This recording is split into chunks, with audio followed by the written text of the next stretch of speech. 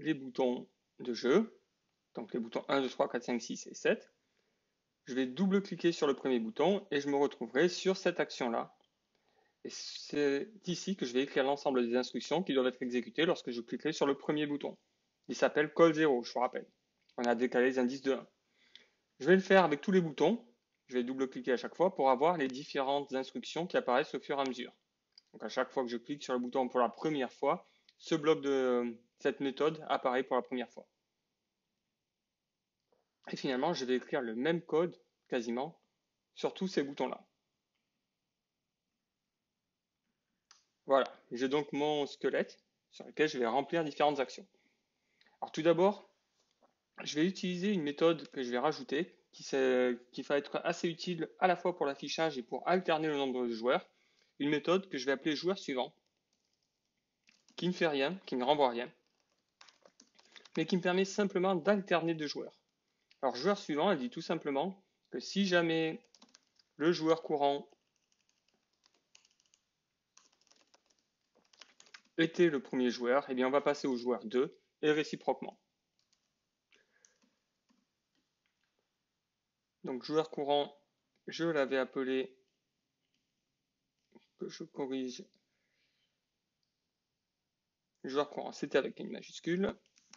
Si le joueur courant était égal à la liste des joueurs de 0, c'est-à-dire au premier joueur,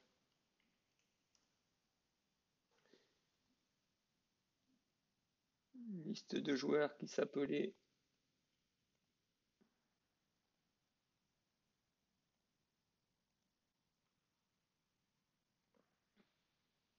liste de joueurs sans un J avec un J minuscule et un L majuscule. Si le premier joueur, le joueur courant est égal au premier joueur, dans ce cas-là, le joueur courant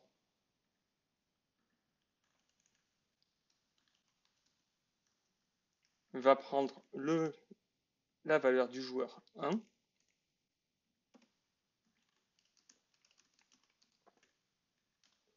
Et sinon, le joueur courant prend la valeur du joueur 0. Cette simple fonction, elle me permet d'alterner, à chaque fois que j'appelle cette fonction-là, elle me permet d'alterner le joueur courant qui va passer d'abord de joueur 1 à joueur 0, puis joueur 1, puis joueur 0, et ainsi de suite. Une fois que j'ai mis à jour le joueur courant, je vais tout simplement mettre à jour son label, c'est-à-dire l'élément que vous avez là, le nom du joueur. Donc, label joueur courant, ici, .setText, on met à jour le texte, avec le nom du joueur courant.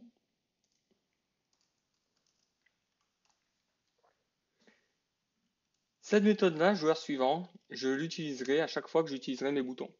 Donc si je veux déjà montrer l'impact de cette méthode dans mes différents boutons, je peux la rajouter à tous les endroits, sur les 7 boutons.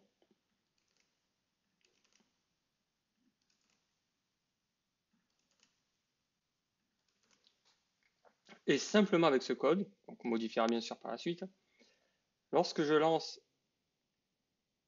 je vais d'abord corriger l'erreur ici, hop. Lorsque je lance mon code, que je crée mon premier joueur, mon deuxième joueur, et que je démarre ma partie, bien vous voyez qu'à chaque fois que je vais cliquer sur un bouton, n'importe lequel, le nom du joueur courant va changer. Donc on voit bien que le joueur courant change à chaque fois qu'un coup va être joué au travers d'une colonne.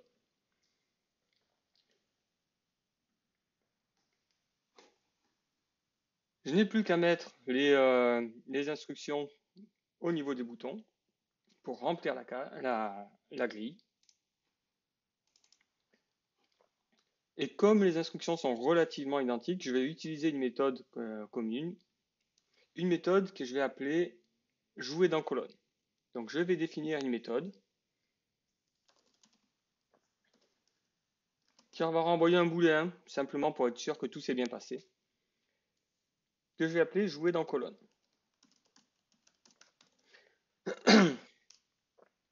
Et cette méthode, elle va juste prendre en paramètre l'indice de la colonne que je vais utiliser.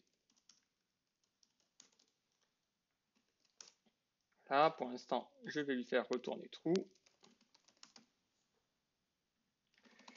Et donc, jouer dans colonne, je vais l'appeler à tous les endroits au niveau de mes boutons.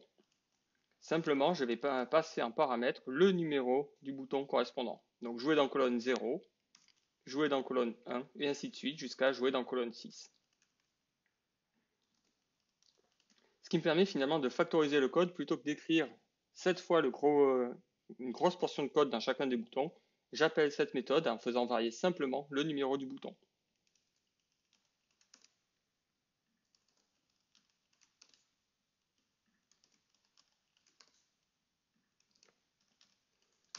Et voilà. Qu'est-ce que je vais mettre dans cette méthode? Eh bien, ni plus ni moins que ce que j'avais trouvé déjà dans partie lorsque je jouais un coup. Et lorsque je jouais un coup, on était sur cette partie-là, à savoir tour de jeu. Dans un tour de jeu, je peux choisir donc de jouer un jeton, et j'ai la méthode jouer jeton. Cette méthode jouer jeton, je vais aller la voir un petit peu plus en détail. Elle est ici. On va demander à saisir un numéro de colonne. Or, ce numéro de colonne, il sera déjà déterminé quand on va cliquer sur notre bouton. Et ensuite, on va faire cette action-là. Résultat action égale grille de jeu, point ajouter jeton dans colonne, avec joueur courant, colonne. Alors, il se trouve qu'il y aura peut-être une différence entre votre code et ce code-là, parce qu'ici, j'avais d'ajouter jeton dans colonne, plutôt un jeton et pas le joueur courant. Il se trouve que j'ai modifié un petit peu cette méthode qui était dans grille de jeu, qu'on peut retrouver ici, en disant simplement que le joueur courant, je vais extraire un jeton ici, et c'est ce jeton-là que je mettrai dans la colonne. L'avantage de faire ça, c'est que je passe joueur courant en paramètre, et du coup, j'avais la possibilité d'augmenter le nombre de désintégrateurs en faisant un test. Donc peut-être que vous aurez vous aussi fait cette adaptation dans votre code, sinon je vous suggère vraiment de la faire, à savoir que lorsque vous ajoutez un jeton dans une colonne, vous pouvez récupérer le joueur qui joue ce jeton et incrémenter son nombre de désintégrateurs. Quoi qu'il en soit, je suis ici sur un booléen résultat action. L'ajout de jetons dans colonne se fait avec cet élément-là. Et puis, si jamais il y avait un problème, c'est-à-dire que la colonne était pleine, je demande à refaire le coup. Donc moi, je vais simplement prendre ces éléments-là. Tout le côté jouer jeton.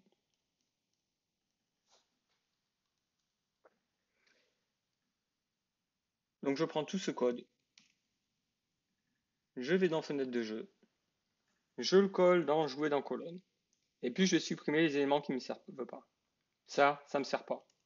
L'affichage en system out, ça ne me sert pas. Le scanner non plus. Le test pour être sûr que ma colonne est bonne, je le supprime. Et puis, je me retrouve juste avec résultat action. Et puis, une boucle qui me dit, tant que la colonne est pleine, choisissez autre chose. Comme je suis déjà sur la bonne colonne qui s'appelle indice colonne, et que je vais changer ici, mais finalement, il suffit juste que je fasse un test. Si jamais résultat action est pas bon, eh bien, ça veut dire que ma colonne est pleine. Du coup, je supprime tout. Et il me reste simplement, retourne le résultat action. Et on se rappelle que résultat action, il renvoie vrai seulement si le jeton s'est bien ajouté dans la grille, c'est-à-dire que la colonne n'était pas remplie. Donc, if résultat action égale true, tout s'est bien passé, et je peux retourner true. Else, retourne false. Et là, ça veut dire que ma colonne est remplie.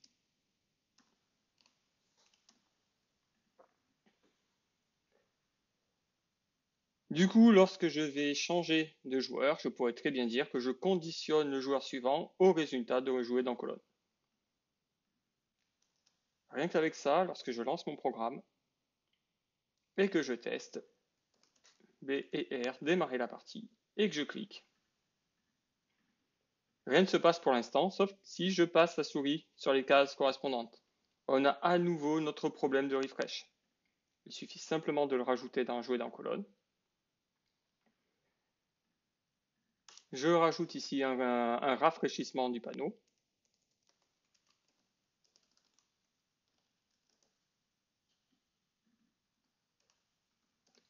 Je sauvegarde, je relance. 2 joueurs, on démarre la partie. Et lorsque je clique, j'ai bien mes jetons qui s'affichent. Et l'alternance des couleurs. Et ici, j'ai quasiment tout fini. Si je clique sur un téléporteur, sur un trou noir, il absorbe l'élément et je n'ai plus de problème. Et ainsi de suite. Alors, vous voyez que le nombre de désintégrateurs n'a pas encore été mis à jour, alors que le rouge venait de récupérer un désintégrateur.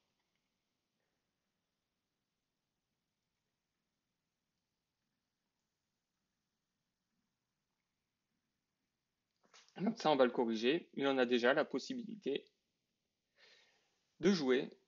Il ne manque plus que la condition de détection de fin de partie qui n'apparaît pas encore ici. Ensuite, les instructions qui me permettent de désactiver un bouton à partir du moment où la colonne est remplie.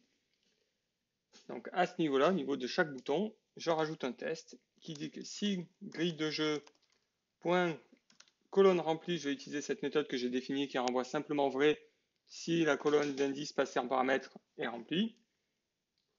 Là, je suis sur le bouton 0. Si jamais c'est rempli, eh bien, je désactive le bouton 0.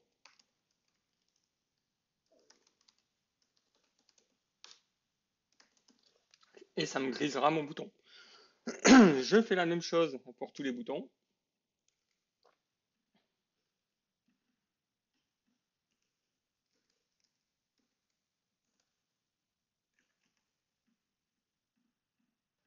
Là, on aligne bien ceci. Donc cette fois-ci, je suis sur la colonne 1 et le bouton 1. Et puis, je fais la même chose à chaque fois pour tous mes boutons. Donc je referai un reformat du code pour bien tout aligner. Je suis sur le bouton 3. Et je refais exactement la même chose pour tous les boutons.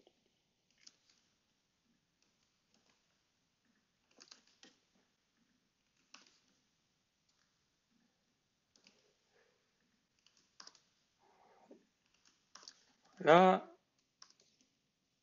je reformate mon code pour bien tout aligner. Et j'ai bien tous mes boutons. Alors maintenant, lorsque je teste mon code, on peut voir que si je fais ma démonstration avec les différents boutons, lorsque je clique, eh bien, une fois qu'une colonne est remplie, le bouton est désactivé.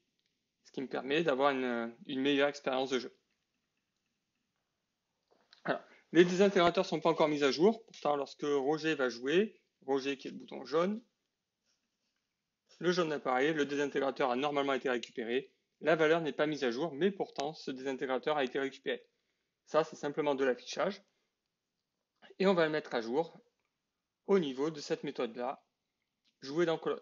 Donc c'est de jouer dans colonne finalement qui va contenir le reste de notre intelligence. On va compléter cette fonction pour mettre à jour les désintégrateurs et surtout pour afficher un message lorsque le joueur a gagné. Donc dans un premier temps, on va mettre à jour simplement les désintégrateurs.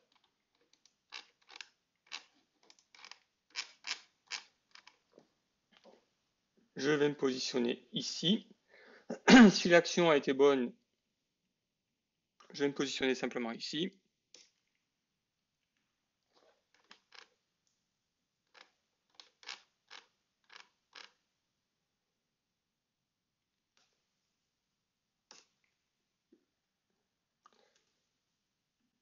Je cherche le texte du nombre de désintégrateurs ici, qui s'appelle LBJ1.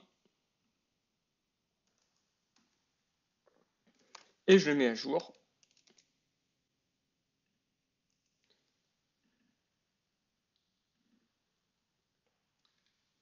Avec le nombre de désintégrateurs du premier joueur.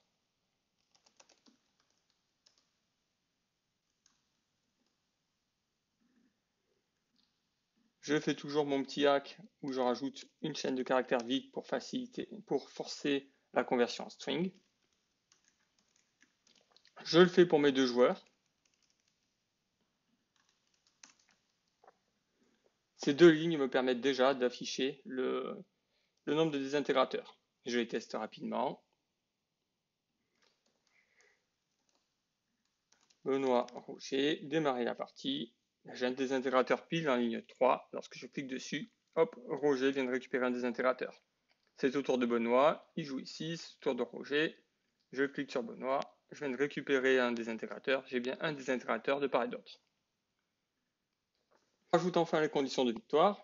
Alors pour les conditions de victoire, comme on peut avoir des cas un petit peu particuliers, on va tout simplement créer deux booléens, victoire joueur 1 et victoire joueur 2, qui nous disent si la grille est gagnante pour le joueur 1 ou pour le joueur 2.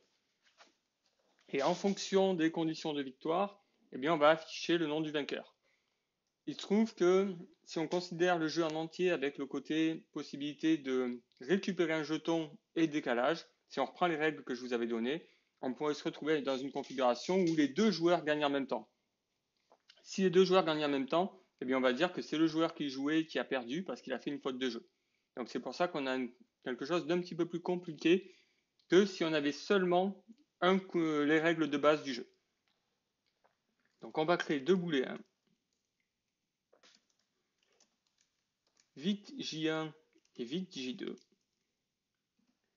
Et vite J1 il nous dit si la grille est gagnante pour un joueur. Donc on avait la méthode qui allait bien pour ça. Que j'avais appelé ici être gagnante pour un joueur. Je demande si la grille est gagnante pour un joueur. Et donc je vais passer ici liste joueur de 0. Ce booléen sera vrai si la grille est gagnante pour le joueur 0. Ce booléen est gagnant si la grille est gagnante pour le joueur 1.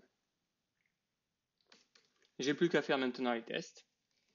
Si jamais j'ai la victoire du joueur 1 et la non-victoire du joueur 2, dans ce cas-là, le joueur 1 a gagné. Donc je vais afficher un message sur cette zone-là, ici, que j'avais appelé la zone, je n'avais pas donné de nom, mais on va l'appeler message. Non, pardon, je l'avais appelé message était sans doute autre chose.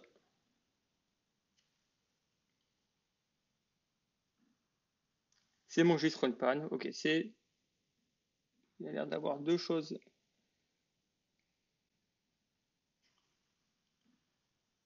Alors, texte message, on va appeler ça. C'est ma zone ici, qui est un texte message de type JTextAria, qui est lui-même dans un GScrollPan. Donc texte message ici, .setText.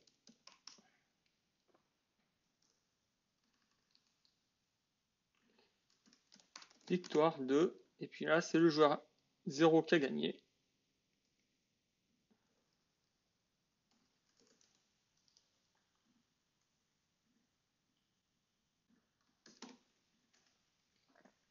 Même chose à l'inverse. Si jamais on a la victoire du joueur 2 et la non-victoire du joueur 1, il n'y a pas d'ambiguïté. Et c'est l'autre joueur qui a gagné. Et puis en cas d'égalité, si jamais on a à la fois la victoire du joueur 1 et la victoire du joueur 2,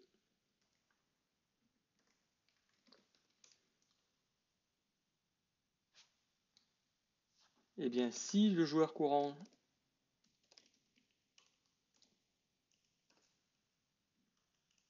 était le joueur 1, enfin, était le premier joueur, ça veut dire qu'il a fait une faute de jeu. Donc ça veut dire que c'est l'autre joueur qui a gagné.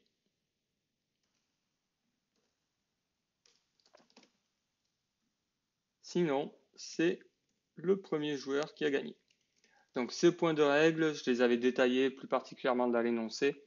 Et je ne fais que retranscrire ici ce qui est propre au joueur 1. Alors là, je peux réécrire juste un petit message, faute de jeu.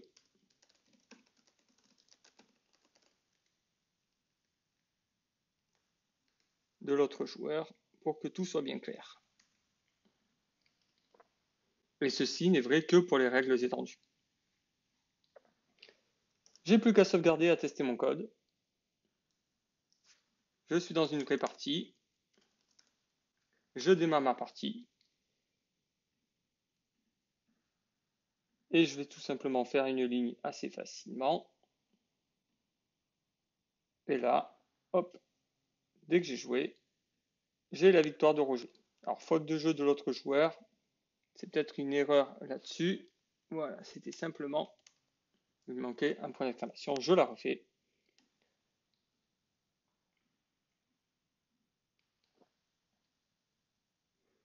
Sachant qu'actuellement, je ne peux pas provoquer de faute de jeu, vu que je n'ai pas mis en place la possibilité de désintégrer des jetons ou de récupérer des jetons.